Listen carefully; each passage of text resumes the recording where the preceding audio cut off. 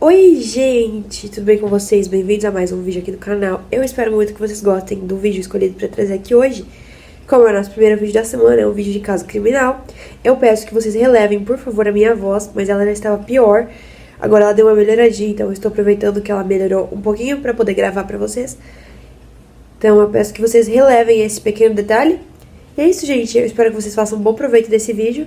Deixem a curtida de vocês aqui embaixo. Deixem nos comentários a opinião de vocês sobre o caso criminal escolhido para trazer aqui hoje. E deixem sugestões de vídeo também, que eu vou estar lendo e trazendo o mais breve possível. É isso, gente. Vamos começar o vídeo de hoje.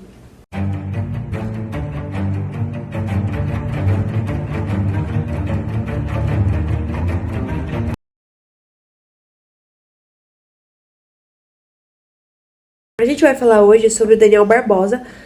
É importante ressaltar que quando você pesquisa Daniel Barbosa no Google, você vai achar político, futebolista, mas a gente não está falando de nenhum desses dois, a gente está falando de um assassino em série, afinal, ele tá no quadro de caso criminal, né? Então, se ele fosse uma pessoa boa, ele não estaria nesse quadro com toda a certeza do mundo. Então, assim, ele foi um assassino em série colombiano. Acredita-se que ele tenha vitimado cerca de 150 meninas lá na região, entre os anos de 1970 e 1980. Agora a gente vai estar falando sobre a infância dele e com certeza sobre coisas que tiveram um peso enorme na formação do caráter dele. Acontecimentos que moldaram e formaram esse caráter que ele veio a ter na vida adulta. Muito provavelmente tem uma grande influência de coisas que ele viveu na infância, porque a infância dele foi bem sofrida. Ele perdeu a sua mãe quando ele era muito novo.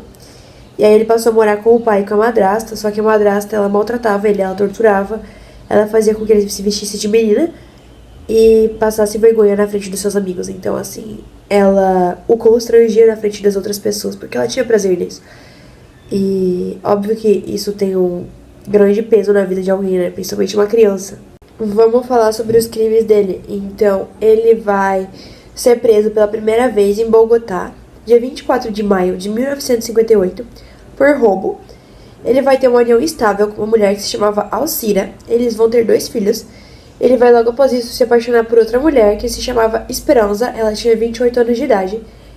Ele queria muito se casar com ela, ele planejava se casar com ela.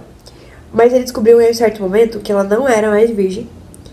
Então ele fez um trato com ela, de que ele ia casar com ela, só que em troca ela teria que ajudar ele a conseguir moças virgens para que ele pudesse ter relações sexuais com elas. Assim, então, eles se tornaram parceiros de crime. Ela era cúmplice dele, ela iludia as meninas e fazia elas irem até o apartamento deles sob um falso pretexto. Lá elas eram dopadas, eram dado remédio para que elas dormissem. Assim, então, Daniel podia fazer o que quisesse com elas, inclusive abusar, que era o que ele queria realmente, né? Ele fez 5 vítimas desse modo, não matou nenhuma. A quinta menina a ser abusada, ela relatou o crime às autoridades, então o casal ele foi preso, ficaram em celas separadas. Ele foi então condenado pelo crime de estupro dia 10 de abril de 1964. O juiz sentenciou ele a 3 anos de prisão. Ele agradeceu a clemência do juiz e prometeu que tinha se arrependido daqueles crimes. Disse que ia mudar de vida. Por outro lado, um outro juiz viu precedência nos seus crimes e condenou ele a 8 anos. Isso fez com que ele ficasse extremamente furioso.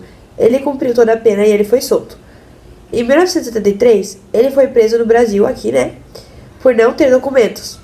Por conta da demora dos envios da ficha criminal dele da Colômbia pra cá, ele foi solto com uma identidade falsa. Ao voltar pra Colômbia, ele arrumou um emprego de vendedor de rua. Lá ele vendia televisões.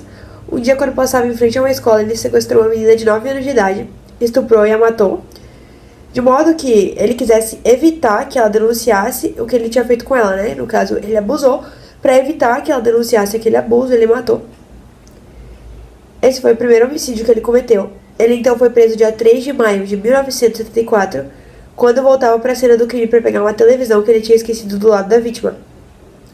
Apesar de acreditarem que ele fez mais de 80 vítimas na Colômbia, ele foi preso depois de confessar ter estuprado e matado a garotinha de 9 anos de idade. Inicialmente foi sentenciado a 30 anos de prisão. Sua sentença foi reduzida para 25 anos e ele foi recolhido à prisão na ilha de Gorgona, dia 24 de dezembro de 1977.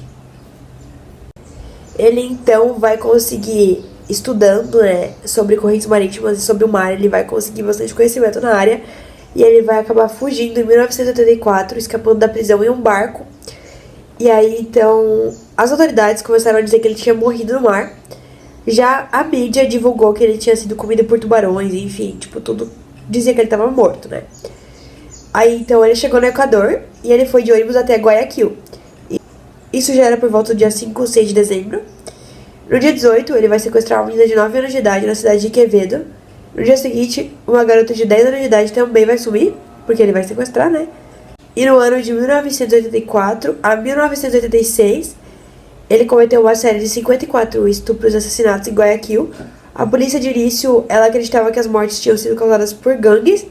Nesse momento, ele estava vivendo na rua e com o dinheiro que ele conseguia vendendo canetas na rua e vendendo pertences das suas vítimas. Os operantes dele, as vítimas tinham que ser pobres, indefesas e jovens.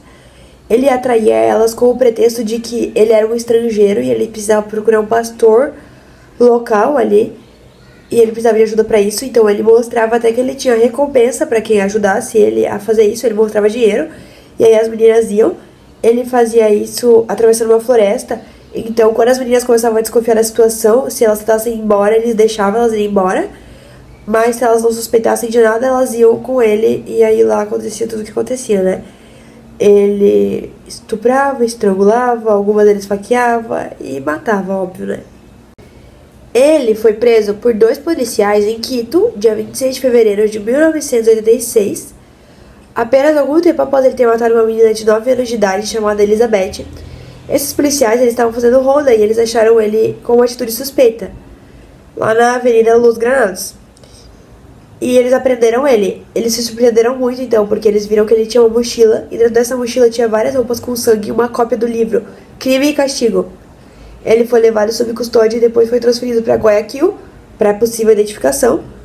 Quando foi detido, ele deu um nome falso, o nome de Manuel Bulgarin Solis. Depois a verdade foi revelada, né? Após uma de suas vítimas de estupro ter conseguido fugir. Ele, de maneira muito calma, confessou ter assassinado 71 meninas desde que tinha escapado da prisão colombiana. Ele levou as autoridades aonde estavam localizados os corpos. Ele demonstrava nenhum tipo de arrependimento. Ele, depois de matar, mutilava elas com um facão. E, de acordo com ele, os assassinatos eles só aconteciam por causa da falta de fé das mulheres. Em julho de 1986, um jornalista acabou arrumando uma entrevista com ele. Isso foi bem difícil, porque o bloqueio policial que havia em cima dele era muito grande. Ele simulou que ele fazia parte de um grupo de psicólogos que tinha acesso ao preso, o que fez com que ele pudesse fazer perguntas ao Daniel sem que o Daniel desconfiasse. O jornalista descreveu Daniel como uma pessoa extremamente inteligente e ele tinha resposta para qualquer pergunta e poderia falar de Deus e do diabo do mesmo jeito. Foi isso que o psicólogo falou dele, né? Ele vai ser sentenciado em 1989 a 16 anos de prisão, que é a pena máxima lá do Equador. Ele vai alegar nesse período em que ele ficou preso que ele se converteu ao cristianismo.